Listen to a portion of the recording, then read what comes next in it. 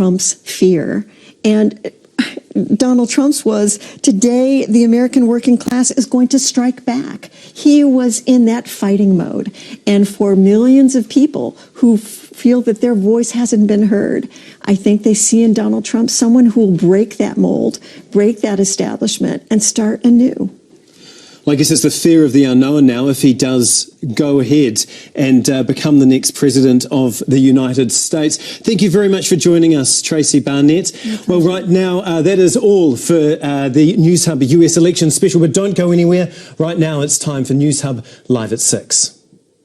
None of us want to wake up Wednesday morning and wish we had done more. If we don't win, this will be the single greatest waste of time, energy, and money in my life. Don't boo, vote. Kia ora and good evening. As we come to you tonight, the US election is still 1%. Many commentators say he could not win the presidency. Many commentators say he could not win the presidency without winning Florida, and he has done that. And Iowa, another crucial swing state, has also gone his way. 52% of the votes there to 42% of the votes. While Clinton has had a win, she has had one win on this pretty tough day for Hillary Clinton, and she has taken out the state of Colorado. Well, back here, the markets have been watching this afternoon's developments extremely closely, and the better Donald Trump has done, the more spooked the markets have become. Well, business reporter Simon Shepherd joins us now. And Simon, it's the Trump effect again. It most certainly is. There's been one word used with the markets, and that is cratering. Here on the NZX 50, it's the biggest fall, was bigger than Brexit actually is the term being used, closed down 3.34% compared to the Brexit fall, which was 2.3%. Now, in the States, the Dow Jones and the S&P 500 have closed for the day, but they run a futures market, which is where people trade contracts ahead of the next day's opening, and that has gone down 3%. Simon, what's happening with the international markets? Well, overseas, the Nikkei, the Japanese market, down 4%. Hong Kong down 2.8%. The Aussie market has also been hammered as well. The US dollar's been sold off as people rush to safe haven currency. Before Donald Trump's. I'm flabbergasted.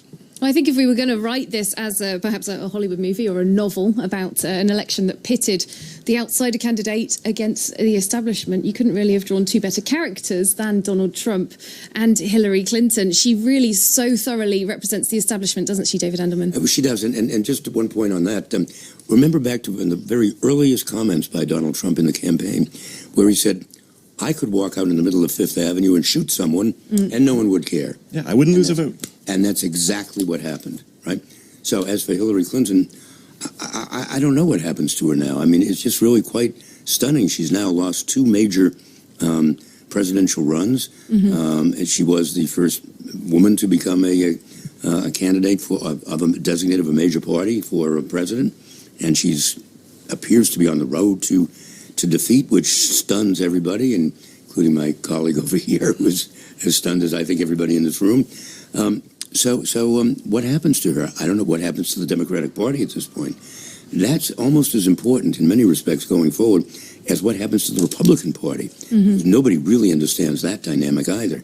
So I think it's going to be very interesting over the next 2 years, certainly until the next election, congressional by-election, 2 years from now, to see just what happens to these political parties and who they can attract, who they can hold, and who they can and who they'll represent. And it's something that her critics say of her.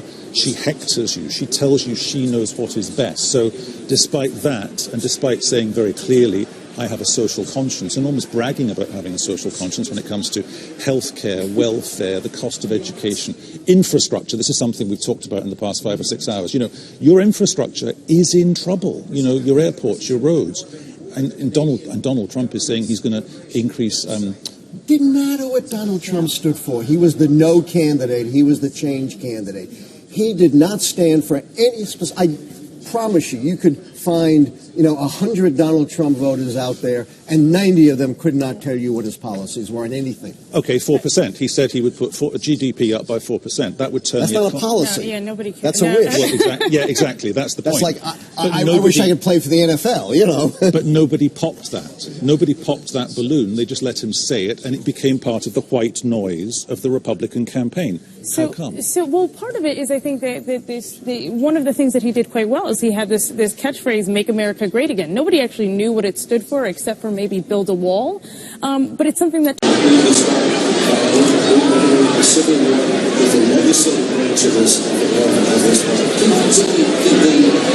Okay, Sandra Gatman is here with the latest numbers. Sandra?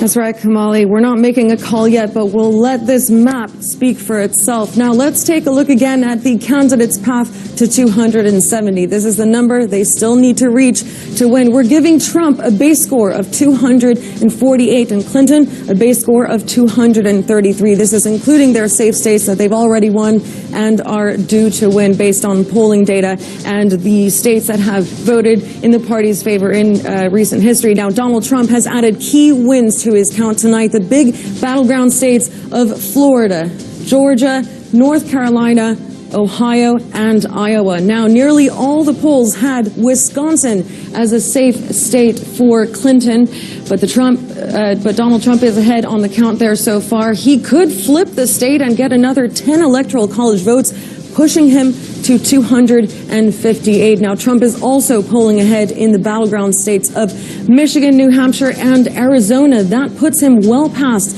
the threshold at 289. If he gets there, he's won. That only leaves Clinton with Nevada and Pennsylvania right on the East Coast, 20 electoral college votes. But this perhaps wouldn't be enough for Clinton. It only brings her to 259, 11 votes short of where she needs to be. It's not looking good for Clinton. Kamali? Okay, thank you very much, Sandra. Let's go back to North Carolina and speak again to Jennifer Glass, who's at a Republican election party now, out of the bar. Jennifer, into the election party as Donald Trump has now taken that state.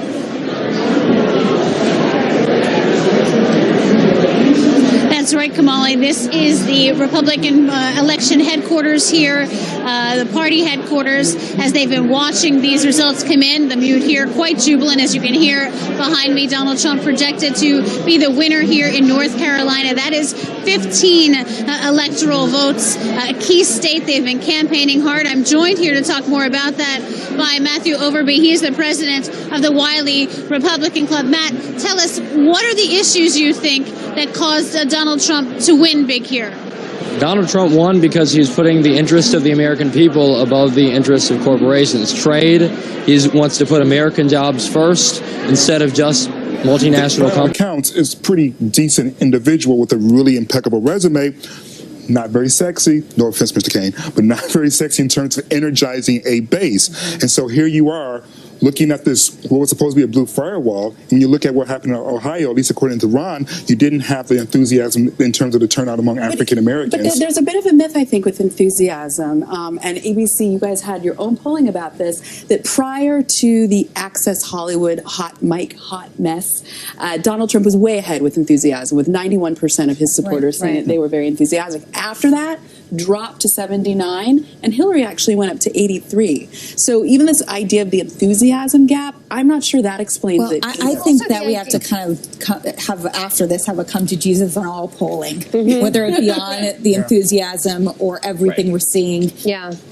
It is very different than what it looked like 24 hours ago. Things come out tonight. Oh, absolutely. Well, let's take a look. Here we have some numbers that are going to offer a little bit more insight into some of what we were seeing in the polling. We've talked again and again about this core group of Trump supporters, the white men without a four-year college degree. This is what we're seeing now based on preliminary exit polls nationwide. White men with no college degree breaking for Mr. Trump, 72% to 23% for Clinton. It's worth pointing out, by comparison, that in pre-election numbers, that margin was closer. It looked like it was 60 to 29%. And so what we're seeing is that maybe that support for Mr. Trump among this core group was actually under underestimated. And that may be the gap that we're all trying to fill in by saying what happened in some of these places. That electorate that you're talking about, non-college educated white men, are coming out in historic numbers. And that is what's making up for it. Fascinating. What kind of conversation, let's just assume this trend holds for a second. Again, an assumption, a hypothetical. The trend holds, Trump wins.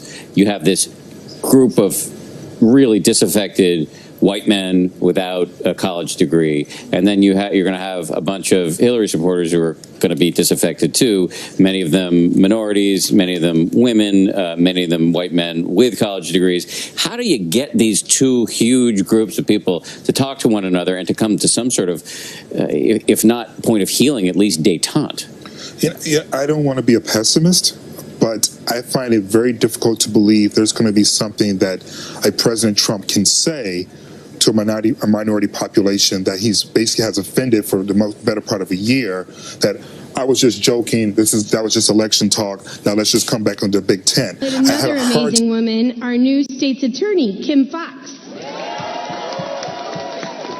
These are unbelievable women who will serve Illinois and the city of Chicago and Cook County with great distinction, no doubt about it.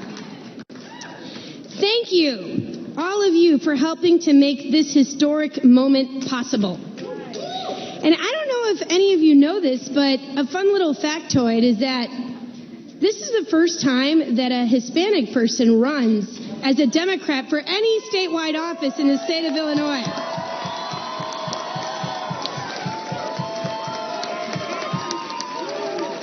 That's right. And so for the Latino community, I'm very ve proud. çok büyük olasılıkla senatoyu da kontrol edecek. Dolayısıyla Cumhuriyetçi Parti'nin işte başkanlığı, senatoyu ve temsilciler meclisini kontrol edeceği bir dönemden bahsediyoruz. Öte yandan tabii ne temsilciler meclisinde ve özellikle de senatodaki Cumhuriyetçi çoğunluğun Trump'ı her pozisyonunu destekleyeceğini söylemek zor. Bir kere Trump bazı konularda senatoyu ikna etmekte zorluk yaşayacak. Şimdi tabii Trump'ın çok kesin dış politika pozisyonları yok. Dolayısıyla daha çok başkan yardımcısının dış politika pozisyonlarına ve de büyük ihtimalle Dışişleri Bakanı olacak Newt Gingrich'in dış politika pozisyonlarına bakmak lazım. Bence bu pozisyonlardan 5 tanesi ön plana çıkıyor. Bir kere her üçü de yani hem Trump hem Pence hem Gingrich Avrupa'ya mesafeli ve the implications of what is happening here. Brexit was a UK limited story very quickly. It's going to be interesting to see whether that turns out to be the case. The early indications from this board at the moment don't tell that story. GMM Go showing that very vividly. Guy Johnson, thank you very much. I want to bring in Bloomberg's Joe Weisenthal now and RBC Capital Markets' Jonathan Golub as Guy Johnson makes his way to the table here.